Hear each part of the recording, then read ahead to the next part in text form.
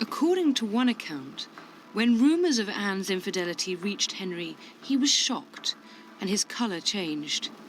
He immediately ordered an investigation into the allegations.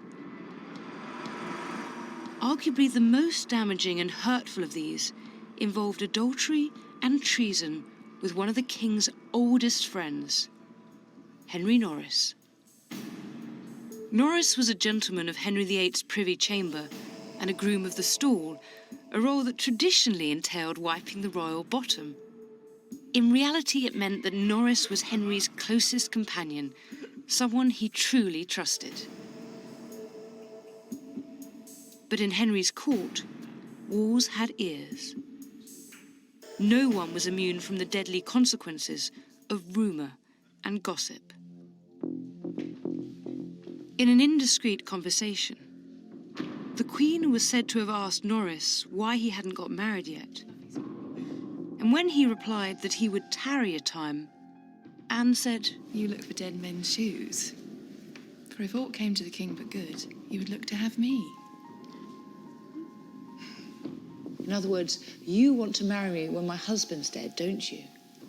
Norris's response, that he'd rather his head were off, suggests he knew that they'd committed a serious faux pas. They had imagined the king's death, which under the Treasons Act was illegal. Henry launched an investigation into Norris's conduct, along with many others who were suspected of having had sexual intercourse with the Queen, among them her own brother, George.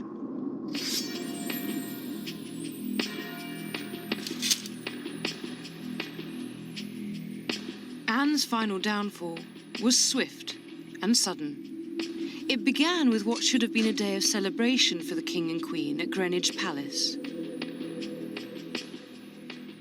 It was May Day, they were at a tournament. They were having a very nice time until some unwelcome news arrived for Henry.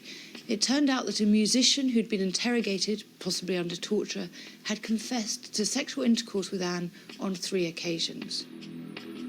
It's my opinion that Henry believed the accusations, and they had the power to destroy his masculine honour, something he valued more than his love for Anne. Henry couldn't be seen as a king who had no control over his wife. He abruptly left Greenwich, taking Norris with him, and whatever was said on that journey back to London was enough to convince Henry that his closest friend was guilty too. Norris would end up on the scaffold. Henry would never see Anne again. She would never have a chance to meet her husband, to talk it through, to give her side of the story, to protest her innocence. That same night, alone at Greenwich Palace, Anne was given all the usual attention of a queen. She was still completely unaware that her life was unravelling.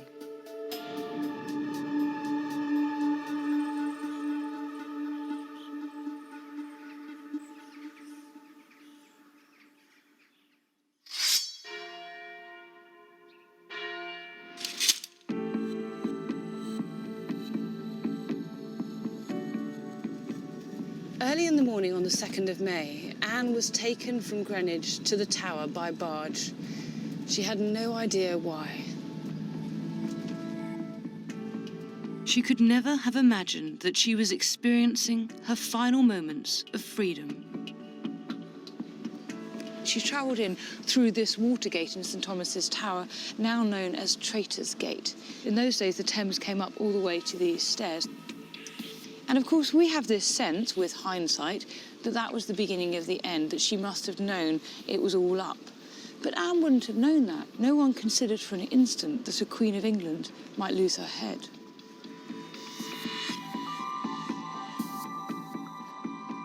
Sometime after arriving at the royal apartments at the Tower, Anne was accused of a long list of sexual crimes and treasonous acts.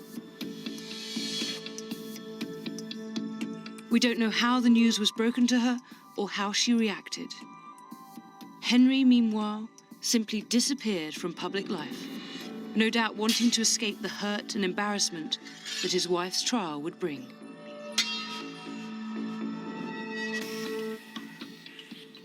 I'm walking where the royal apartments used to be, where kings and queens stayed the night before their coronation, because to hold the Tower was to hold London and was to indicate that you really held England.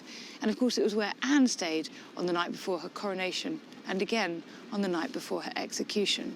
It was also the site of the Great Hall, which held 2,000 people, and where Anne's trial was held.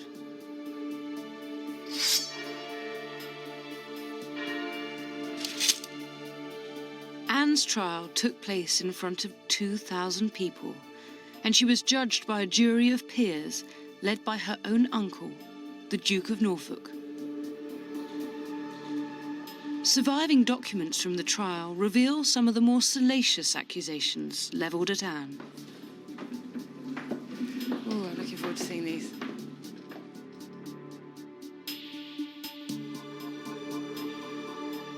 This document is an extraordinary one because it is a record of that trial. This is the indictment. This is the charges laid out against Anne.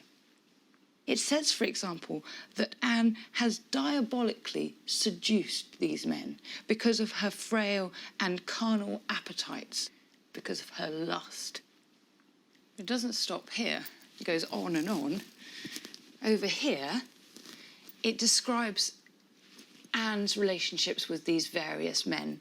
So it mentions here, for example, Henry Norris, and says that he has violated and carnally known the Queen.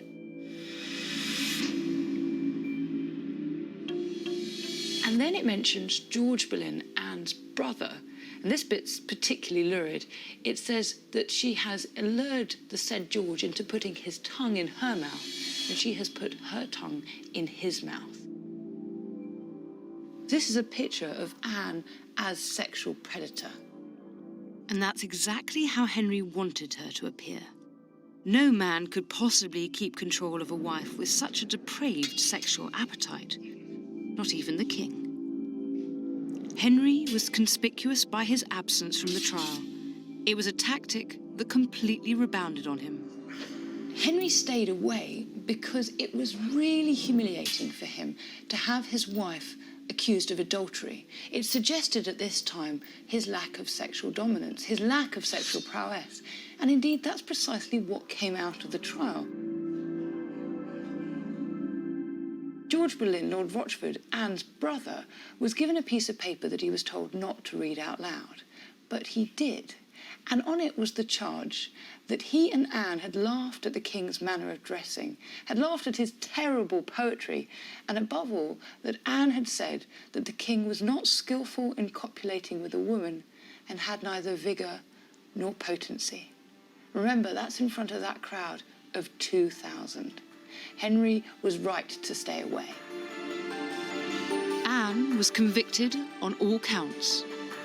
She now had just 3 days to live.